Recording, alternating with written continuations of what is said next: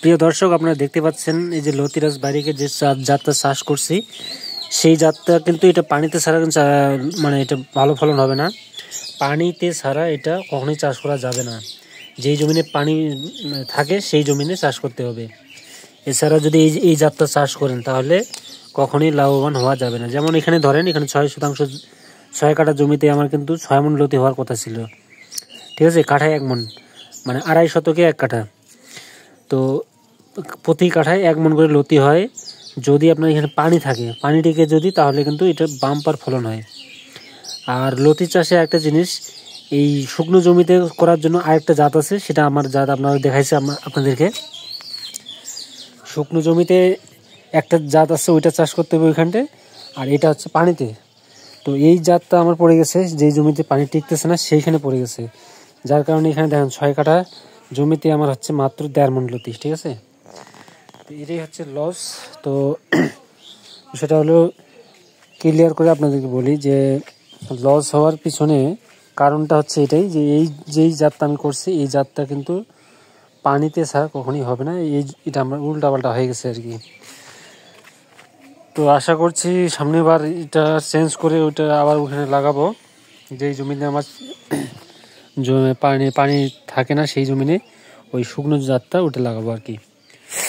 তো দর্শক, আপনাদেরকে আমি এই বিষয়টা ক্লিয়ার করে বলি। এখন আপনাদেরকে দেখাচ্ছি এখন যেই জাতটা মানে শুকনো জমিতে চাষ করা যায়, সেটা আমি আপনাদেরকে এখন দেখাচ্ছি। দাঁড়ান, বাড়ির আশপাশে আমার এগুলো লাগানো আছে, দেখাচ্ছি আপনাদেরকে। আর এখানকার লতিগুলো দেখতে পাচ্ছেন, এটা হচ্ছে লতিরাজ বাড়িয়াকের, এটা মানে যশোরের জাত আর কি যাকে বলে। এটা হচ্ছে যশোরের লতিরাজ। তো এটা খুবই ভালো লতি হয়, কিন্তু পানিতে লাগবে, পানি ছাড়া কখনো এটা লাগাইতে যাবেন না, নাহলে ধরা খাবেন।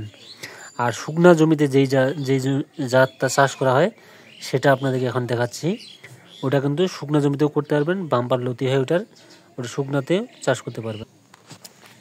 তো বন্ধুরা, ওই যে কথাটা বললাম যে আপনারা শুকনো জমিতে যেই জাতটা করবেন সেটা হচ্ছে এই আমার কাছে যেই জাতটা আছে, এই যে দেখেন বেগুনি রঙের হালকা ফোঁটা থাকবে এখানে পাতার মধ্যে, ঠিক আছে, প্রত্যেকটারই এই যে হালকা, এবং পাতাগুলো হালকা সবুজে থাকবে, খুব গাঢ় সবুজ না আর কি।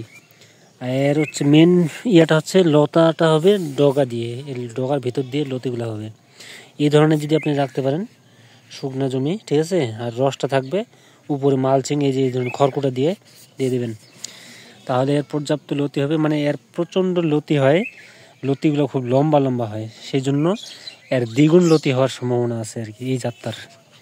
তো শুকনো জমিতে করতে গেলে অবশ্যই আপনাদেরকে মালচিং দিতে হবে এই ধরনের খড়কুটা দিয়ে, তাহলে ঘাস হইতে পারবে না, ঠিক আছে।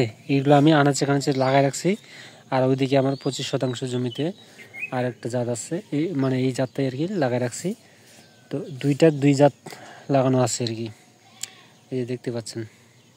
সবাই ভালো থাকবেন, সুস্থ থাকবেন, আর একটু দোয়া করবেন।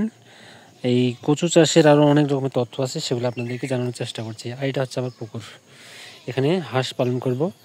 আর এই যে আমার হচ্ছে গোয়ালঘর, এখানে গরু পালন, মোটামুটি আর কি ছাগল, গরু, হাঁস, মুরগি এগুলো নিয়েই একটা বাড়িতে থাকার চেষ্টা করতেছি। ধন্যবাদ সবাইকে, ভালো থাকবেন।